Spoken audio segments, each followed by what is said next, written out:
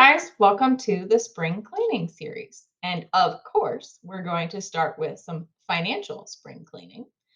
And I want you to go back to January, February, and March. And if you did not use a subscription, it's time to cut it out, get rid of that contract, unsubscribe, and move on.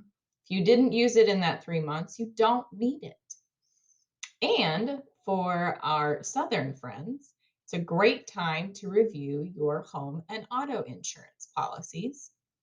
So it's storm season. Do we know what our deductibles are? Do we know what we could potentially financially be on the hook for? Heaven forbid you need a new roof or driving home from work and you got caught in a hailstorm. So if you need guidance on that, reach out to your insurance people, or if you need new folks, let me know. I can introduce you to some. But cut out those subscriptions you don't need, and let's review your insurance policies. See you guys next week for some more spring cleaning tips.